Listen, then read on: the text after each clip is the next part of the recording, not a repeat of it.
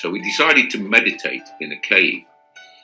And it was purely for self-worth and self-realization and relaxation, really, from my perspective, more for relaxation, because I couldn't basically deal with what was happening in the world at that particular moment.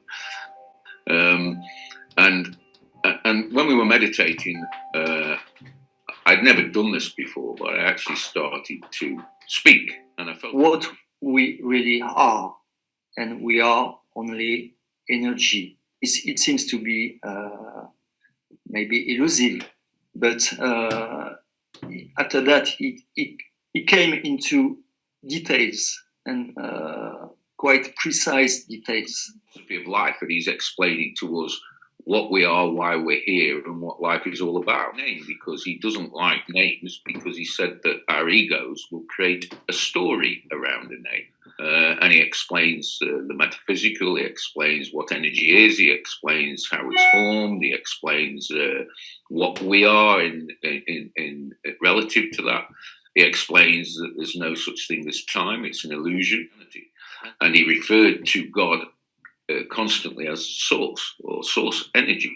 But we believe that there's something in there for anybody who is on a quest to understand the meaning of life.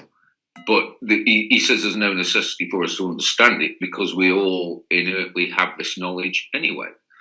The most important thing for us to understand is what we are, why we're here, and what our purpose is.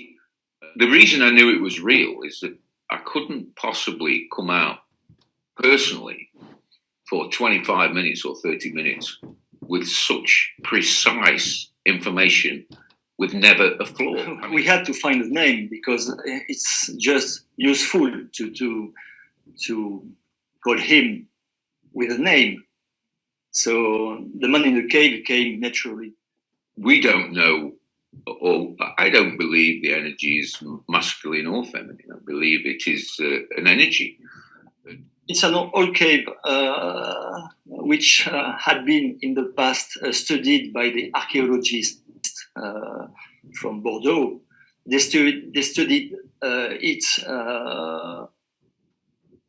many years because they studied the interaction between the animals and the men. So they discovered many things in this cave. But he said that we are living many lives in the same time. But in fact, everything happens in the moment. But he said in the cave that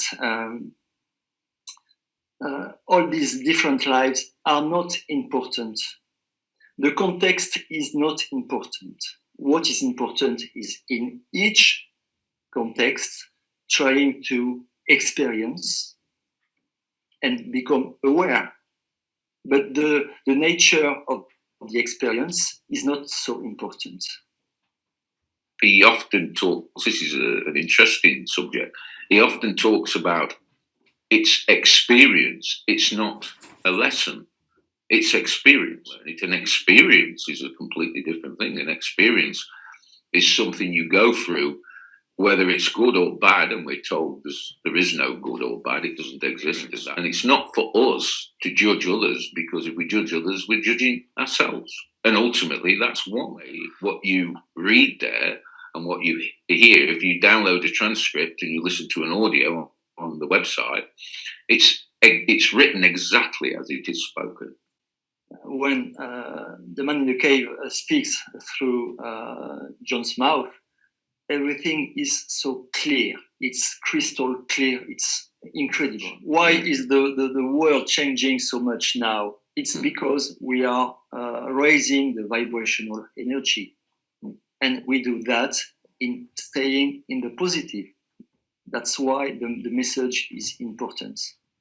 Well, because we've lived in fear, I think, for a few years. And when you live in fear, you start to ask questions. The biggest fear we've had in the last few years is the fear of death, which, of course, is the biggest fear you can have through pandemics and things like that. And we're constantly living in a world of fear.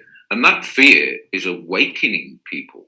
So they start to ask questions. And when you start to ask questions with sincerity, you get answers. The all-encompassing love that brings us together as one, you know? And we are creating the world. We are creating the world we live in. So we have to be aware of what we have in our heads, because we are creating the future now.